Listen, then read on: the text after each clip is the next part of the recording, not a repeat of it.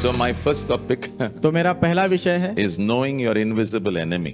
कि आपका शत्रु जो दिखाई नहीं देता उसे जानना है। So if you get to know him, तो यदि आप उसे जान गए you will win every battle against him.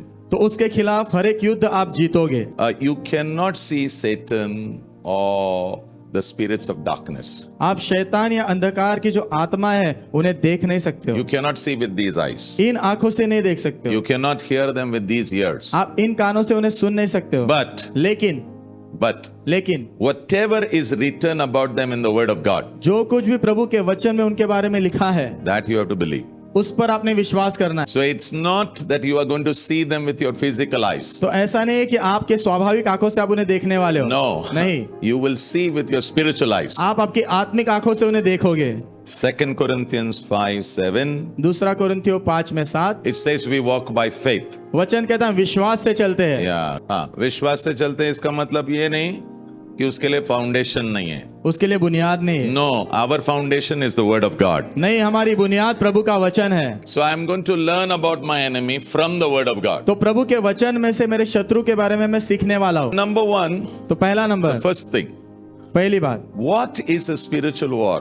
आत्मिक युद्ध मतलब क्या? Ephesians chapter 6 verse 12 says, इफिसियों 6:12 कहता है, we do not fight against man and women, हम पुरुष और स्त्रियों के खिलाफ नहीं लड़ते, but लेकिन we are fighting against spirits. हम आत्माओं के खिलाफ लड़ते हैं। Yeah, spirits of darkness, अंधकार की आत्माएं which we cannot see. जिन्हें हम देख नहीं सकते। So I want you to write over there. तो मैं चाहता हूँ वहां पर आप लिखो। What was the question? सवाल क्या था? What is a spiritual warfare? आत्मिक युद्ध क्या है? You are fighting आप लड़ रहे हो, enemies which you cannot see. ऐसे शत्रुओं से लड़ रहे हो जिन्हें आप देख नहीं सकते हो। Yeah, okay. Number 2. दूसरा, What is the purpose of spiritual warfare? आत्मिक युद्ध का मकसद क्या है? Matthew chapter 12 verse 28. मत्ती 12:28 Jesus said, यीशु ने कहा, if I cast out a demon by the Holy Spirit, यदि मैं पवित्र आत्मा की सहायता से दुष्ट आत्माओं को निकालूं, then तो the kingdom of God has come. परमेश्वर का राज्य आ चुका है। So when you are fighting against darkness, तो जब आप अंधकार के खिलाफ लड़ते हो, what is the purpose? उद्देश्य क्या है? Kingdom of God is coming. परमेश्वर का राज्य आ रहा है, Kingdom of God is expanding. परमेश्वर का राज्य फैल रहा है। Matthew 3 and verse 2.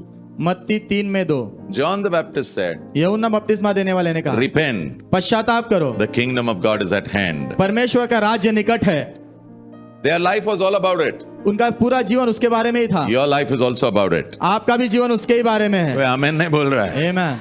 Either you are pushing the kingdom, या तो आप राज्य को ढकेल रहे हो, या darkness is pushing you behind. या तो फिर अंधकार आपको पीछे धक्का दे रहा है। But लेकिन now onwards, अब से आगे you are not going to go back. आप पीछे नहीं हटोगे, You are going to push the kingdom of God. आप परमेश्वर के राज्य को धक्का दोगे। आगे आगे आगे आगे यीशु के नाम में। आगे आगे आगे यीशु के नाम में। Amen. आमेन। Matthew 4 verse 17. मत्ती 4:17 Jesus said, यीशु ने कहा, repent. पश्चाताप करो, Kingdom of God is at hand. परमेश्वर का राज्य निकट है। John the Baptist यूहन्ना बपतिस्मा देने वाला brought the kingdom. उसने राज्य लाया। Jesus Yeshu brought the kingdom. उसने राज्य लाया। You, आप child of God, परमेश्वर के बच्चे, sons of God, परमेश्वर के बेटे, daughters of परमेश्वर God, की बेटियां, bring the kingdom of God. प्रभु का राज्य लेकर आओ। Now please write a question. अभी वहां पर सवाल लिखिए, What is the kingdom of God? परमेश्वर का राज्य मतलब क्या? Kingdom of God is not a land. परमेश्वर का राज्य कोई जमीन नहीं है। No. नहीं, Kingdom of God is not a palace. परमेश्वर का राज्य कोई महल नहीं है, But the kingdom of God लेकिन परमेश्वर का राज्य is about a king. वो राजा के बारे में है। And nobody is saying an amen. कोई आमीन नहीं कह रहा है। He's the king of kings. वो राजाओं के राजा है। His name is Jesus. उनका नाम है यीशु मसीह। आमीन। And the kingdom of God is about people और परमेश्वर का राज्य लोगों के बारे में है। who are the subjects of the king. राजा के प्रजा है. राजा की प्रजा है। Now what I'm going to say is very important. अभी मैं जो कहूंगा बहुत महत्व का है। But the kingdom of God लेकिन परमेश्वर का राज्य has to do with your thinking. वो आपकी सोच से निर्भर है। It's your thinking. आपकी सोच। And the kingdom of God और परमेश्वर का राज्य has to do with your living. आपके जीने पर निर्भर है। Yeah. So I said two things very important. तो मैंने दो चीजें बहुत महत्व की कही। Your thinking, आपकी सोच, your living. आपका जीना। And I pray और मैं प्रार्थना करता your हूँ thinking आपकी सोच will be like your king. वो आपके राजा के जैसी हो जाए। Your living आपका जीना will be for the king. राजा के लिए होगा। आमीन। Okay. Philippians 2:5 says, फिलिपियों 2:5 वचन कहता है, yeah, NIV it says, NIV भाषांतर, let this mind be in you, परंतु ये मन तुम में रहे which was in Jesus. जो प्रभु यीशु मसीह में था। Okay. Attitude means mind only. Say, मनोभावना मतलब मन ही, yeah. Let this mind be in you, परंतु ये मन तुम में रहे which was in Jesus. जो यीशु मसीह में था। Think like Jesus. यीशु के जैसे सोचो। Yeah. Question number 4. चौथा सवाल, When does spiritual warfare start? आत्मिक युद्ध कब शुरू होता है? Yeah. When does it start? आत्मिक युद्ध शुरू कब होता है? Okay. Please write. लिखिए, Spiritual war starts the day you get saved. जिस दिन आपका उद्धार होता है उसी दिन आत्मिक युद्ध शुरू हो जाता है। It started. वो शुरू हो गया है। Yeah. It started. Why? वो शुरू हो गया, क्यों? Why? Why? क्यों? Why? Because the day you were saved. क्योंकि जिस दिन आपका उद्धार हुआ, Yeah. The day you were saved. जिस दिन आपका उद्धार हुआ, You were born of God. आप प्रभु से जन्मे। John 1:13. यूहन्ना 1:13, You were born of God. आप प्रभु से जन्मे।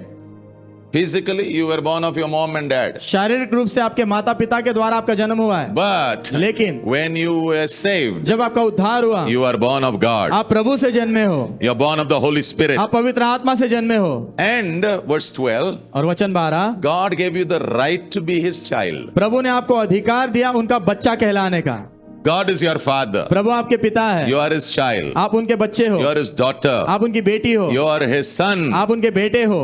Can I hear an amen? आमीन। And when this was happening, और जब ये हो रहा था, God did something else. प्रभु ने कुछ और किया। Colossians 1:13. कुलुसियों 1:13, God delivered me प्रभु ने मुझे छुड़ाया from the kingdom of darkness. अंधकार के राज्य से, Brought me. मुझे ले आए, Brought me. मुझे ले आए, Brought me मुझे ले आए into the kingdom of His son. उनके पुत्र के राज्य में। So you got delivered when you got saved. जब आपका उद्धार हुआ तो आपको छुटकारा मिला है। Yeah. You were pulled out of a kingdom. आपको एक राज्य से खींच कर निकाला गया, Invisible kingdom. अदृश्य राज्य, But you were pulled. लेकिन आपको खींच के And निकाला then गया, you were put inside another kingdom. फिर आपको किसी और राज्य में डाला गया The है। kingdom of Jesus. वो यीशु मसीह का राज्य है। How many of you remember Israel coming out of Egypt? कितने लोगों को याद है इजराइल जो मिस्र से बाहर आ रहा था? Yeah, it's coming out of Egypt. वो मिस्र से बाहर आ रहा है, That is called deliverance. उसे कहते हैं छुटकारा। Egypt is a picture of darkness. मिस्र जो है अंधकार का चित्र है, It's a picture of the kingdom of darkness. वो अंधकार के राज्य का चित्र है। But God brought His people out. लेकिन प्रभु अपने लोगों को बाहर ले आए And they were enjoying freedom. और वो आजादी का आनंद ले रहे थे। But लेकिन now this is important. अभी ये महत्व का है, Very important. बहुत महत्व का। Exodus 14 verse 9. निर्गमन 14 अध्याय वचन 9, The moment the Egyptians saw, जिस क्षण मिस्री लोगों ने देखा, oh, these people are free now. ये लोग अभी आजाद हो गए, We can't allow them to be free. हम उन्हें आजाद रहने नहीं दे सकते, Let's get them back. आओ उन्हें वापस पा लेते हैं। So they pursued them. तो उन्होंने उनका पीछा किया। Yeah, I want you to write. मैं चाहता हूँ लिखो आप, Enemy will try to pursue you. शत्रु आपका पीछा करने की कोशिश करेगा। कोई आमेन नहीं बोल रहा है. Come on. Enemy will try to pursue you. शत्रु आपका पीछा करने की कोशिश करेगा, Yeah, he'll try. वो कोशिश करेगा। Why? क्यों? Because he wants to bring you back to his kingdom. क्योंकि वो आपको अपने राज्य में वापस लाना चाहता है। वो आपको उसके खुद के राज्य में वापस ले आना चाहता है, लेकिन ऐसा होने नहीं वाला है, क्योंकि हम प्रभु के साथ चलने वाले हैं यीशु मसीहा के नाम में। आमीन। So they pursued. तो उन्होंने पीछा किया। Yeah. So also, तो वैसे ही when you get saved, जब आपका उद्धार होता है, when you are pulled out of the kingdom of जब darkness, अंधकार के राज्य से आपको खींच के निकाला गया, and you are brought into the kingdom of God, जब आपको प्रभु के राज्य में लाया गया, spirits begin to pursue you. आत्माएं आपका पीछा करना शुरू कर दिया उन्होंने। Please write. लिखो, And I will call those spirits dogs. और उन आत्माओं को मैं कहूंगा कुत्ते। Yeah, लिख लो। आप चिंता मत करो, बाइबल में है सब। Don't worry. क्या हो गया? Psalm 22 verse 20. भजन संहिता 22 में 20। Psalm 22 verse 20. Jesus is on the cross. यीशु कलवरी के क्रूस पर है। Yeah, and the author is saying, और लेखक कह रहा है, Jesus is saying, यीशु कह रहे हैं, deliver me from the sword मुझे तलवार से प्रभु छुड़ाओ and from the power of these dogs. और इन कुत्तों के सामर्थ से छुड़ा लो। Dog is basically, it speaks about spirits which have been there with you and your family for long time. कुत्ते जो है ऐसे आत्माओं के बारे में दर्शाते हैं जो आपके और आपके परिवार के साथ लंबे समय से आ रहे हैं। हाँ, आ रहे नहीं, आ रहे कहाँ? लंबे समय से है। हाँ है, तेरे भी थे, अभी भी कुछ कुछ होएंगे, आगे पीछे चलते हैं। पता है क्या, कुत्ता ही तेरे बेडरूम तक आ सकता है। यस, कोई आमेन नहीं बोल रहा है। They are familiar spirits. वो जो है मिलजुल के रहने वाली आत्मा है। मिलजुल नहीं बेटा, दे आर फेमिलियर। वो तुझे तुझे अच्छे से जानता है, तुझे अच्छे से जानता है, तुझे जानता है, तेरे पीढ़ियों को जानता है, क्योंकि वो तेरे पीढ़ियों के साथ यात्रा करते आया।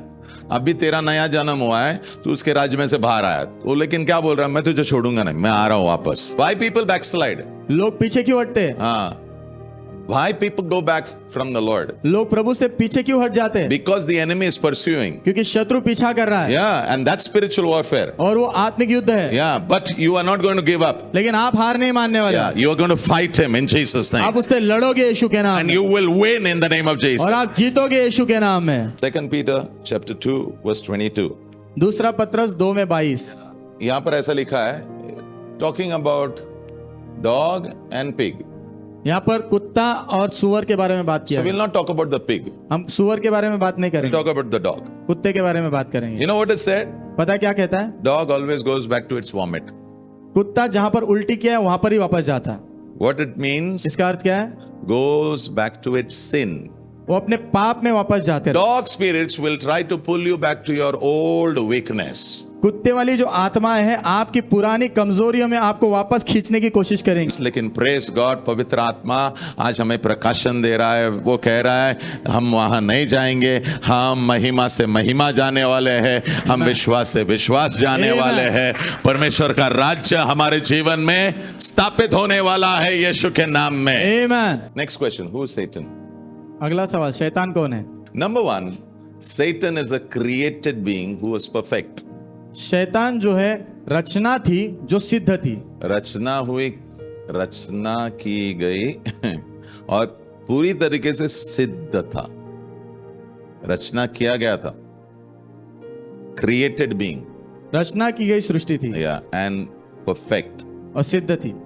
Can I hear an amen there?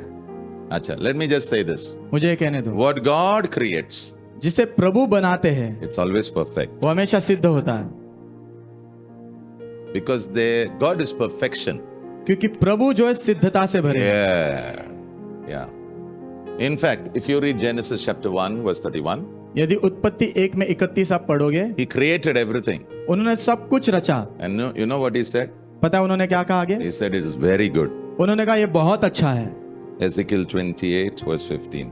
यहेजकेल 28 में 15। Ezekiel 28 verse 15. यहेजकेल 28 में 15। Here is what God is saying. यहाँ पर प्रभु क्या कह रहे पता You है? were perfect in your ways from the day you were created. जिस दिन से तेरी रचना हुई उस दिन से तेरे मार्गों में तू सिद्ध था। God is looking at Satan and saying, प्रभु शैतान की ओर देखकर कह रहे when I created you, जब मैंने तुझे रचा था you were perfect. तू सिद्ध था। So two things over here. तो दो बातें यहाँ पर, He is created उसे रचा गया है and he is perfect also. और वो सिद्ध भी है।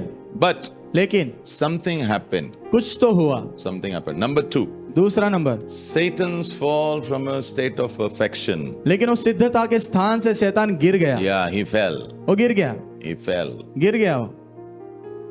When God created him, जब प्रभु ने उसे रचा था perfect. सिद्ध था, But लेकिन he fell. वो गिर गया। So I want to show you two ways why he fell. तो मैं आपको दो तरीके बताना चाहता हूँ वो क्यों गिरा। Number 1 पहला, is pride. वो घमंड के कारण। Ezekiel 28 verse 17. यहेजकेल 28 में 17। Now God is saying to him, प्रभु उससे कह रहे हैं यहाँ पर, you were so beautiful. तू बहुत ज्यादा सुंदर था, That's why you became so proud. इसीलिए तुझे बहुत घमंड आया। Why did he become proud? वो घमंडी क्यों हुआ? He looked at himself क्योंकि उसने अपनी ओर देखा खुद and की he ओर said, और कहा I'm so beautiful. मैं तो बहुत सुंदर हूँ, I'm so beautiful. मैं बहुत सुंदर हूँ। Now I want you to learn over here. अभी मैं चाहता हूँ आप कुछ सीखो यहाँ पर।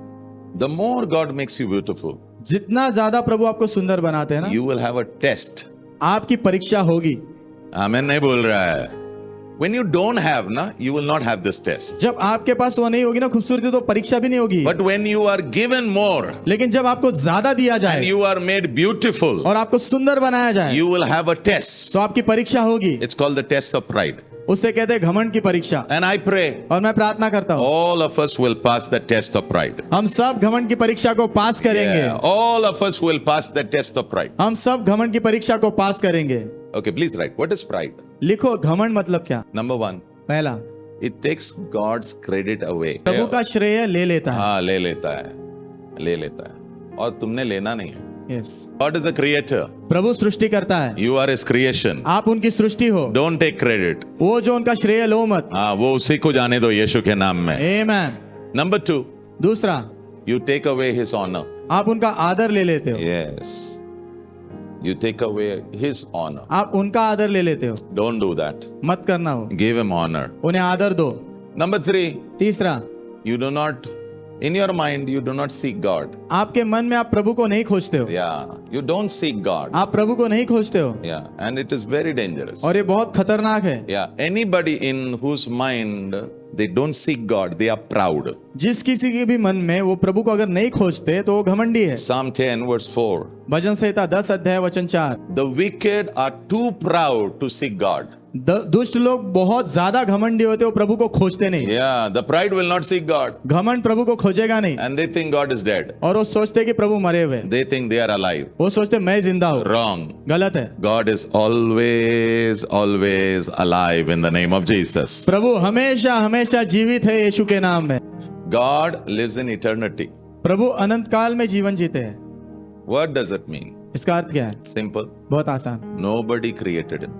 किसी ने उन्हें रचा नहीं है। He's a self-existing one. वो खुद में अस्तित्व रखने वाले परमेश्वर है। That's your God. वो आपके प्रभु है।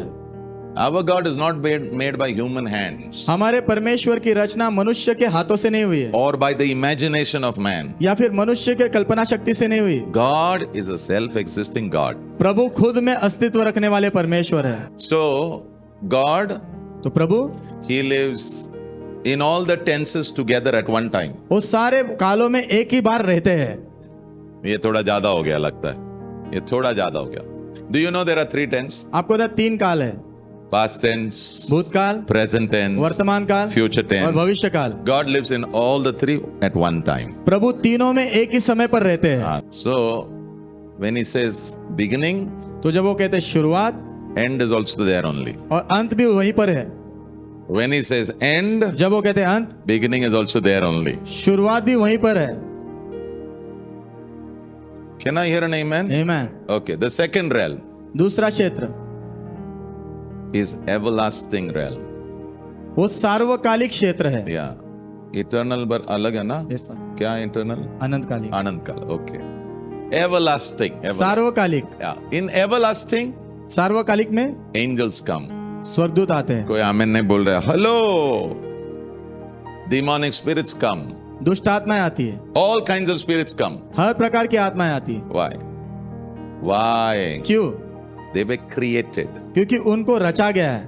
Colossians 1 कुलुसियों पहला अध्याय verse 16. वचन 16, Through Jesus, यीशु के द्वारा God created everything. प्रभु ने सब कुछ रचा। Okay, where? कहाँ? In heaven, स्वर्ग में, on earth. पृथ्वी पर, The things which we see, जो चीजें हम देख सकते हैं, which we cannot see.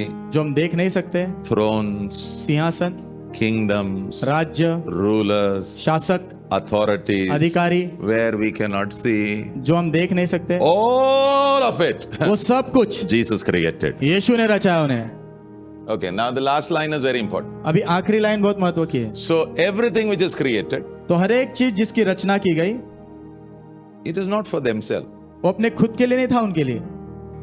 तू खुद के लिए नहीं बनेंगे. आमीन। इस धरती पे जितने सबसे ज्यादा सुंदर व्यक्ति है ना, वो जाके खड़े रहते हैं, सब लोग उसके देखते हैं, सब लोग ताली बजाते हैं. 4 दिन का वो जब बूढ़ा हो जाता है, बाद में बोलते जा घर ही जा. लेकिन people have to understand this. लोगों ने ये समझना है, You are not created for yourself. आप आपके खुद के लिए रचे नहीं गए हो। Then for whom? फिर किसके लिए? Jesus. यीशु के लिए। Creation has to understand Jesus created you. Creation has to understand I am created for Jesus. सृष्टि ने ये समझना है पहले कि यीशु ने मुझे रचा है, और सृष्टि को ये पता होना है कि मैं यीशु के लिए रचा गया हूं। मैं लड़की के लिए नहीं रचा गया हूं, ना तो लड़के के लिए. I am made for Jesus. मेरी रचना यीशु के लिए हुई है। Satan was made for Jesus. शैतान की रचना यीशु के लिए हुई हाँ, थी। लिखो, वो बहुत इंपॉर्टेंट है. यहां तक मैंने लाया क्यों आपको? Satan was made for Jesus. शैतान की रचना यीशु के लिए हुई थी। Yeah, for Jesus. यीशु के लिए। But the story was not like that. लेकिन कहानी वैसी नहीं थी। He lived for himself. वो खुद के लिए जीने लगा। Don't live for yourself. खुद के लिए मत जियो। मैं तुम्हें बहुत सिंपल कहता हूं, खुद के लिए मत जियो। एंडिंग में आपका पूरा लाइफ हो जाएगा ना, प्रभु बोलेगा यू मिस्ड इट, बट प्रभु कहेंगे तूने खो दिया, हाँ तूने खो दिया, बट प्रेज गॉड, लेकिन प्रभु की स्तुति, आप बुद्धिमान हो। आप बुद्धिमान हो। Now you will not live for yourself. अभी आप अपने खुद के लिए नहीं You will जियोगे, live for Jesus. आप यीशु के लिए जियोगे। Proverbs 6 नीति वचन 6 अध्याय verse 17. वचन 17 Please write, there are 7 things God hates. लिखो, प्रभु 7 चीजों से नफरत करते हैं। He hates it. वो नफरत करते हैं। Number 1, पहला, pride he hates. घमंड से नफरत करते हैं। Number 2, दूसरा, lie he hates. झूठ से नफरत करते हैं। Number 3, तीसरा, murder he hates. हत्या से नफरत करते हैं। Number 4, चौथा, yeah, number 4, चौथा, making evil plans. दुष्ट योजनाएं बनाना। Number 5, पांचवा, you're fast to do wrong. आप गलत करने में बहुत तेज रहते हो, God hates it. प्रभु से नफरत करते हैं। Number 6, छठा, false witness. झूठी गवाही देना, God hates it. प्रभु नफरत करते हैं। Number 7, सातवां, you create trouble in family. आप परिवारों में तकलीफ उत्पन्न करते हो, God hates it. प्रभु नफरत करते हैं। 7, 7 चीजें। God hates. और वो 7 के चीजों में पहला नंबर में घमंड। I really pray मैं सच में प्रार्थना करता हूँ, we will allow the Lord to kill pride in our life in Jesus' name. हम प्रभु को इजाजत देंगे ताकि घमंड हमारे जीवन से उसे मार डाला जाए यीशु के नाम। Right over there.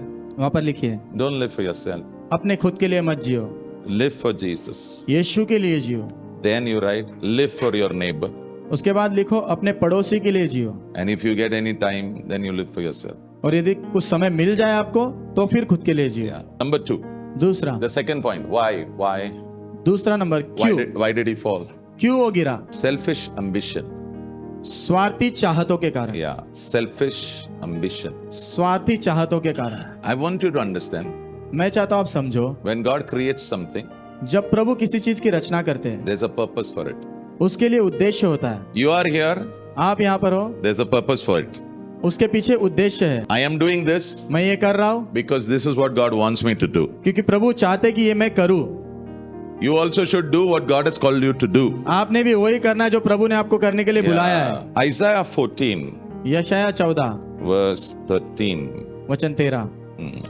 In this there are five I will. Please write. Number 1. इसमें 5 जो चीजें उसने कहा मैं हूँ, मैं करूंगा। हाँ मैं करूँगा. Number 1. पहला, He said I will ascend. उसने कहा मैं चढ़ूंगा। हाँ मैं चढ़ूंगा. Okay. Where he will ascend? वो कहाँ चढ़ेगा? In the bracket heaven. कौंस में लिखो स्वर्ग। Yeah. In the bracket heaven. कौंस में लिखो स्वर्ग। God lives in heaven. प्रभु स्वर्ग में रहते हैं। कोई आमीन नहीं बोल रहा है. God lives in heaven. प्रभु स्वर्ग में रहते हैं। And creation is not allowed in heaven. और सृष्टि को स्वर्ग में इजाजत नहीं है। Yeah. Not every time. हर बार, हर समय नहीं। No. नहीं, It's not like that. वैसा नहीं है। They have to go there when they are called. जब बुलाया जाता है तब उन्होंने वहां जाना है। ठीक है, बाद में बात करेंगे. Number 2. दूसरा, He said, I will exalt. उसने कहा मैं ऊंचा उठाऊंगा। Yeah, I will exalt. मैं ऊंचा उठाऊंगा। मैं अपने आप को ऊंचा उठाऊंगा. Okay, क्या उठाओगे? With respect to what is he talking? His throne. किस विषय में बात कर रहा है? सिंहासन के बारे में उसके। Yeah, bracket just write throne. कौंस में लिखो सिंहासन। Number 3. तीसरा, He said, I will sit. वो कहता है मैं बैठूंगा। हाँ मैं बैठूंगा. उसको उसे बैठने भी नहीं दिया. I will sit. मैं बैठूंगा। Oh.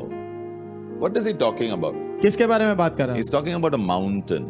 वो पर्वत के बारे में बात कर रहा It's called the Mount of Zaphon. है। ज़ैफ़ोन का पर्वत के बारे में। Yeah. Over there, वहां पर some of the creation God brings them. कुछ सृष्टि में से कुछ चीजों को प्रभु वहां लेकर आते हैं। चीजों को नहीं, सृष्टि को. चीज कौन सा बाबा? कुछ सृष्टि को प्रभु वहां लेकर आते हैं। Yeah, and they have an assembly over there. और वहां पर उनकी मंडली लगती है। And God sits over there on his throne. और प्रभु वहां पर अपने सिंहासन पर बैठते What हैं। is Satan saying? शैतान क्या कह रहा है? I want to sit over there like God. मैं प्रभु के जैसे वहां बैठना चाहता हूँ। Number 4. चौथा number. Yeah. Then he says again, फिर से वो कहता है I will ascend.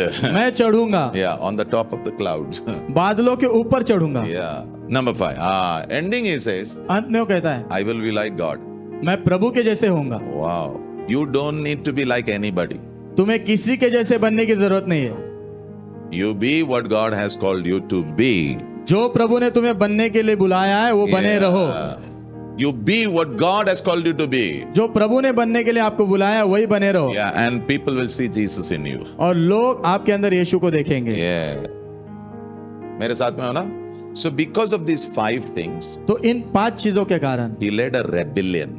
उसने जो विद्रोह किया, Yeah, he led a rebellion with fallen angels of God. उसने जो है परमेश्वर के नीचे गिराए गए स्वर्गदूतों के साथ विद्रोह किया। Yes. विद्रोह क्यों किया? Selfish ambition. स्वार्थी चाहतों के कारण। Okay, Uzziah. He was king. अच्छा सा suddenly पता नहीं उसको क्या हुआ, वो बोला I want to be priest also. वो कहने लगा मुझे याजक भी बनना है। What I want to say now, मैं क्या कहना चाहता हूँ, what God has called you to do, जो प्रभु ने आपको बनने के लिए बुलाया है just do that. वही करो। You will be a joy to many. आप बहुतों के लिए आनंद का कारण ठहरोगे। You will not fight. आप लड़ोगे नहीं, You will flow. आप बहते रहोगे। That's 2024. We said, let's flow and not fight, and there will be victory in Jesus' name. हमने 2024 में वही कहा, आओ बहते रहेंगे, लड़ेंगे नहीं, और विजय होगी यीशु के नाम में। Because what will be the most satisfying thing which you will hear क्योंकि सबसे संतुष्ट करने वाली बात क्या होगी पता है, जो आप सुनोगे when God says, जब प्रभु कहेंगे, well done, my good and faithful servant. शाबाश मेरे अच्छे और विश्वास योग्य दास। That will be the most rewarding statement which God will say to you if you have done well. वो सबसे पुरस्कार से भरा वाक्य होगा जो प्रभु कहेंगे यदि आपने अच्छा किया तो।